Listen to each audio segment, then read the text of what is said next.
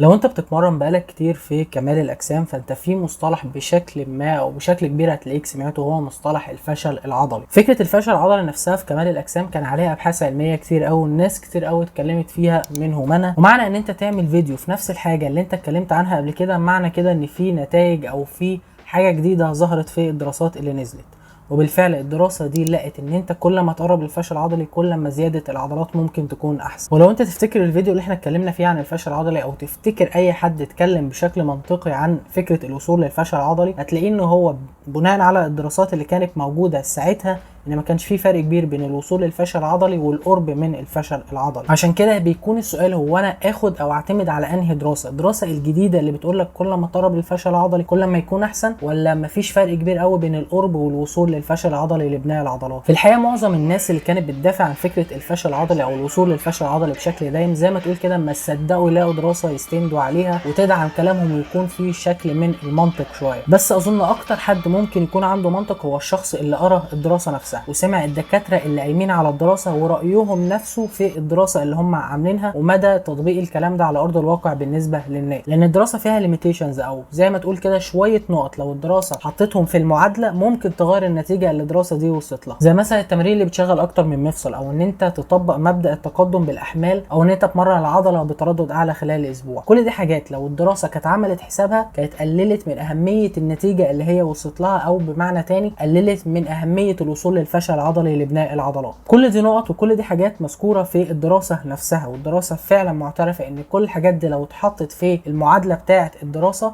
هتقلل من اهميه النتيجه اللي هي وصلت لها. كل دي حاجات ممكن تخليك ترجع تاني نفس فكره ان مفيش فرق بين الوصول للفشل العضلي والقرب من الفشل العضلي. وبالتالي ده الكلام اللي كانت بتقوله الدراسات اللي قبل الدراسه دي، وبرده اخرهم دراسه اتعملت السنه دي سنه 2023 لقت ان مفيش فرق بين الوصول للفشل العضلي، او بمعناه ان انت ما بتقدرش تكمل العده اللي ضد الجاذبيه، بينه وبين القرب من الفشل العضلي مفيش فروقات كبيره. وكمان قالت التاثير السلبي المعروف للوصول الدائم للفشل العضلي هو تقليل الضغط اللي بتتعرض له العضله والقوه اللي بتنتجها. والكلام ده ممكن يترجم ان انت مثلا لو بتلعب في تمرين معين بوزن معين ثابت في مثلا 3 مجموعات وبتوصل كل مجموعه للفشل العضلي، هتلاقي ان انت كل مجموعه بتجيب عدات اقل بسبب التعب اللي بيتراكم من الفشل العضلي بين المجموعه الاولى والثانيه والثالثه حتى لو انت مثبت نفس الوزن. وقالت كمان ان الحاجه الاكثر اهميه لبناء العضلات هو ان انت تتمرن بحجم مناسب للعضلات، او فيما معناه بعدد معين لمجموعه العضلات المعينه مثلا دي مقترنه بقرب كافي من الفشل العضلي، من غير ما تركز على الوصول للفشل العضلي في حد ذاته. بس في حاجه انت لازم تاخد بالك منها، ما ينفعش تبص لاي متغير من متغيرات التمرين على ان في حاجه حلوه وحاجه مش حلوه، او حاجه هتنفعني وحاجه مش هتنفعني، لان كله بشكل ما ممكن يتطبق في السياق المناسب وعلى مدى انت عايز ده بشكل عامل ازاي. لان حتى الدراسه دي بتقول رغم ان مفيش فروقات بين القرب من الفشل العضلي والوصول للفشل العضلي، وقالت الاثار السلبيه من الوصول الدائم للفشل العضلي، برضو بتقول ان انت ممكن في اوقات معينه ممكن تاخد القرار ان انت تدمج بين القرب من الفشل العضلي والوصول للفشل العضلي، حتى لو هتدمج الاثنين في نفس جلسه التمرين بتاعتك. زي مثلا يكون معظم تمارينك بتقرب فيها من الفشل العضلي، ما بتوصلش للفشل العضلي عشان تتجنب الاثار السلبيه اللي احنا قلنا عليها، وتاخد قرار الوصول للفشل العضلي مثلا في اوقات معينه. يعني انت مثلا عندك تمارين للمفصل الواحد زي الباي او التراي او ايا كان، ممكن تدخل التمارين دي يفضل على الكابلات او على الاجهزه عشان يبقى اقل تعقيد واكتر امان توصل فيها للفشل العضلي براحتك. او انت مثلا هتتمرن النهارده ايا كان التمرين، بس في اخر مجموعه في اخر تمرين في اخر حاجه هتعملها في اليوم قبل ما تمشي من الجيم ممكن في المجموعه دي توصل فيها للفشل العضلي. او انت مثلا بتمرن مجموعه عضلات بحجم قليل او بعدد مجموعات قليله خلال اسبوع، يعني مثلا ايا كان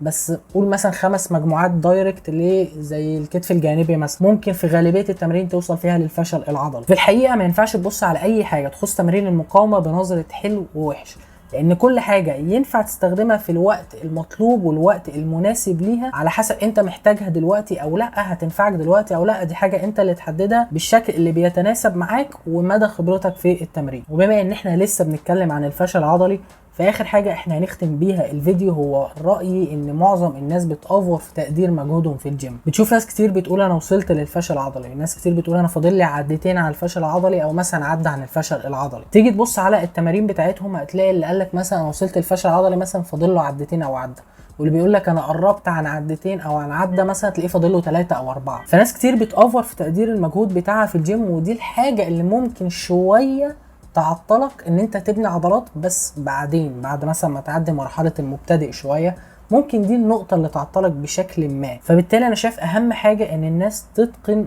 الوصول للفشل العضلي، او تعرف معنى الوصول للفشل العضلي، عشان تقدر ان هي في الاول وفي الاخر هي تقدير. انت لما تقول هي انا فاضل لي عده او فاضل لي عدتين، انت بتعمل حاجه اسمها تقدير.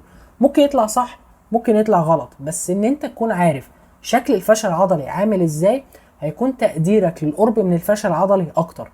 يعني انت لو مثلا وصلت للفشل العضلي في تمرين معين وخلاص جبت اخرك في التمرين ده، لما تيجي بعدين تقول انا فاضل لي عدتين، نسبه تقديرك دي هتكون اعلى من ان انت اصلا مش عارف ايه هو شكل الفشل العضلي. مش معنى كده ان انت هتروح كل التمارين اللي انت بتتمرنها في الجيم توصل فيها للفشل العضلي عشان تقول خلاص بقى بعدين هيكون تقديري للمجهود احسن، ولما اقول فاضل لي عدتين فهيكون بشكل كبير فاضل لي عدتين وهكذا. لا، مجرد بس ان انت تشوف شكل الفشل العضلي او تجربه في تمرين او في تمرينين، هتكون عارف بشكل كبير تقدر مجهودك في معظم التمارين في الجيم. عشان كده هتلاقي في اخر الفيديو تمرين بايسبس على الكابل انا اللي بتمرنه، بوصل فيه للفشل العضلي وبدي نفسي فكرة عن الوصول للفشل العضلي برضه. يعني انا كنت مقدر ان انا بالوزن ده لما اجيب 12 عدة هيبقى فاضل لي عدتين عن الفشل العضلي، وفي الحقيقة لما وصلت للفشل العضلي لقيت ان فاضل لي 3.